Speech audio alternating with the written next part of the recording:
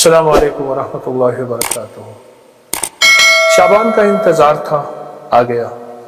زندگی کی کتنے شعبان گزر گئے، یہ بھی گزر جائے گا، لیکن یہ شعبان ایسا شعبان ہو جو ہمارے لیے برکتیں، رحمتیں، خیریں اور خوشیوں کا ذریعہ بنے گا اور ہمیشہ بنا ہے۔ شعبان تو آتا ہی اس لیے ہے، میرے آقا سرور کونین صلی اللہ تعالی علیہ وسلم نے رجب، شعبان اور رمضان کو خیر و برکت کا مہینہ فرمایا اور اس کا استقبال فرمایا۔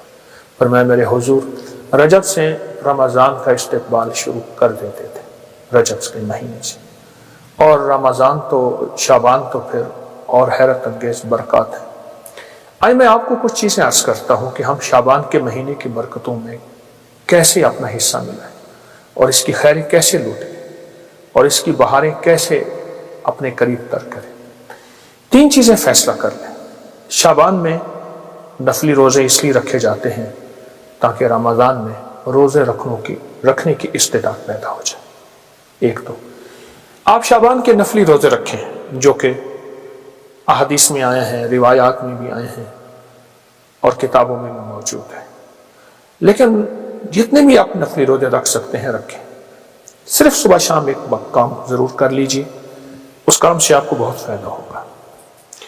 صبح جب سحری کے لیے آپ اٹھیں تو سحری کریں اور سحری کے ہر لقمے کے ساتھ یا واجدو پڑھیں۔ ہر لقمہ نور، سرور، راحت، رحمت، برکت، عطا اور شفا، یا واجد، یا واجد، یا واجد۔ ایک ہے لقمے کے ساتھ یا واجد، ایک ہے کہ لقمہ چباتے ہوئے جب تک کہ وہ لقمہ ختم نہ ہو یا واجد ہو پڑھتے جائیں۔ اس کی حیرت انگیز برکتیں، خیریں اور رحمتیں آپ محسوس کریں گے۔ اور یا واجدوں کے بارے میں یہاں تک آتا ہے کہ جو یہ روزے کے درمیان پڑھتا ہے، اور روزے کا کھانا سحری ہو یا افطاری، اور سحری کے وقت چونکہ اللہ کی محبت اور کرم بہت عروج پہ ہوتا ہے، تو اس کی نسلوں میں برکتوں کے دروازے کھلتے ہیں اور اس کی نسلوں میں خیروں کے دروازے کھلتے ہیں اور اس کی نسلیں تنگری پاتی ہیں۔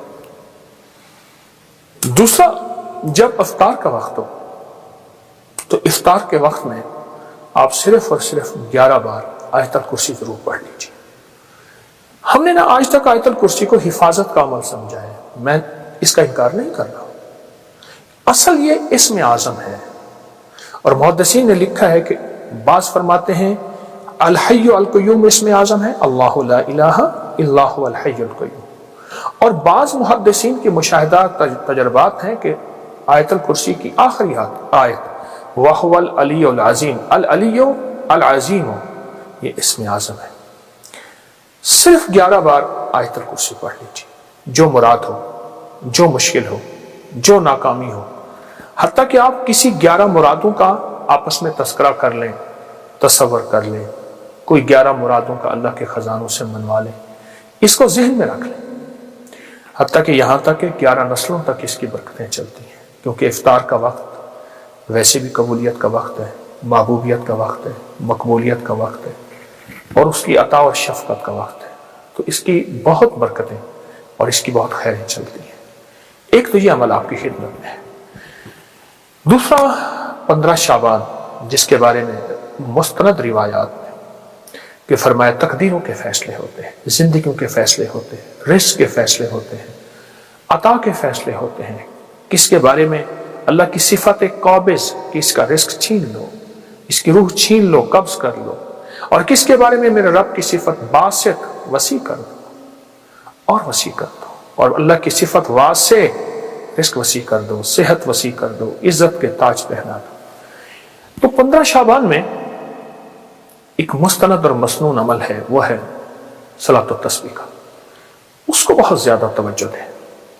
اگر ایک دفعہ پڑھ لیں صلاۃ التسبیح، پر پڑھیں ایسی کہ ہر رکن میں آپ نے جو تیسرا کلمہ پڑھنا ہے سبحان اللہ، ایک ہے، دیکھیے، ایک ہے سبحان اللہ الحمدللہ ولا الہ الا اللہ واللہ اکبر ولا حول ولا قوت الا باللہ العلی العظیم، ٹھیک ہے؟ ایک ہے ٹھہر ٹھہر کے، اور ایک ایک لفظ کو جذب کر کر کے، اور ایک ایک لفظ پہ اللہ کی محبت اور توجہ دے دے کر، اور ایک ایک لفظ پہ پورا دھیان جمع کر سبحان اللہ الحمدللہ ولا الہ الا اللہ واللہ اکبر، اللہ کا نام لیتے ہی ہمارے دل میں اللہ کی عظمت آ جائے، اللہ کا نام لیتے ہی منہ میٹھا ہو جائے، اللہ کا نام لیتے ہی حلق بھر جائے، اللہ کا نام لیتے ہی رواں اور انگ انگ ایسے رونگٹے کھڑے ہو جائیں۔ اس عظمت کے ساتھ ایک بار صلاۃ و تسبیح شب برات میں پڑھ کے دیکھیں، کیونکہ برات کے معنی ہے نجات، گناہوں سے نجات، آگ سے نجات، مصیبتوں سے نجات، مشکلوں سے نجات، ناکامیوں، قرضوں، بیماریوں، بندشوں، جادو، تکلیفوں سے نجات۔ اللہ اکبر، عجب عمل ہے۔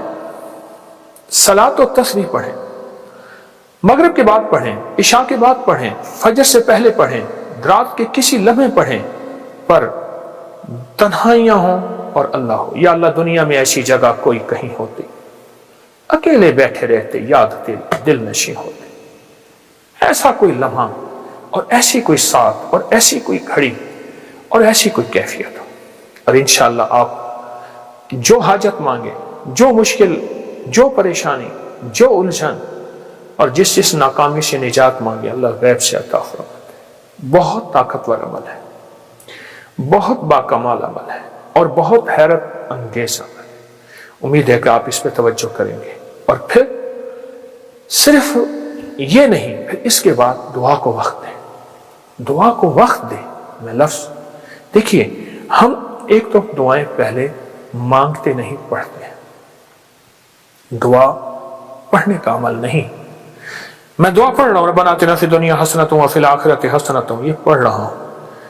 دیکھیے، سائل منگتا، جسے ہم بھکاری کہتے ہیں، چوراہوں پہ، سڑکوں پہ، گلیوں میں، اس کی نظریں منگتی، اس کا لباس منگتا، اس کے بول منگتے، اس کے ہاتھ منگتے، اس کے جذبے منگتے، اس کی چال منگتی، اس کی ڈھال منگتی، اس کا حال منگتا۔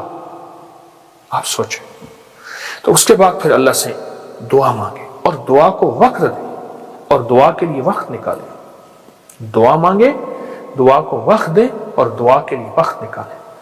اب صلاۃ و تسبیح کے بعد ایک عمل آپ نے کرنا ہے، 11 بار ربنا آتنا فی الدنیا حسنۃ وفی الآخرۃ حسنۃ وقنا عذاب النار، 11 بار استغفر اللہ الذی لا الہ الا هو الحی القیوم واتوب الیہ، اور 11 بار آپ نے تیسرا کلمہ پڑھنا ہے، سبحان اللہ والحمدللہ ولا الہ الا اللہ واللہ اکبر ولا حول ولا قوۃ الا باللہ العلی العظیم۔ یہ 11 دفعہ عمل کرنا ہے، اور 11 دفعہ عمل کر کے پھر دعا مانگنی ہے، اور دعا کے بعد پھر 11 دفعہ پڑھنا ہے۔ پھر اس کی قبولیت دیکھیں، مسائل کا حل، مشکلات کا حل، جو من میں مراد رکھیں گے، جو من میں مراد رکھیں گے، جو من میں مراد رکھیں گے، انشاءاللہ پوری ہوگی۔ یہ بہت طاقتور عمل میں آپ کو شعبان کے مہینے کی عظمت اور برکتوں کے ساتھ دے رہا ہوں، ضرور کیجئے۔ حیرت انگیز برکت اور حیرت انگیز اس کی برکات اور کمالات، اور یہ میرا نہیں، صدیوں سے آزمودہ ہے، صدیوں سے آزمودہ ہے۔ خود بھی کرے اور اس کو پھیلائے بھی صحیح۔ اللہ قبول فرمائے، محبوب فرمائے، مقبول فرمائے، اور انشاءاللہ کرنے والا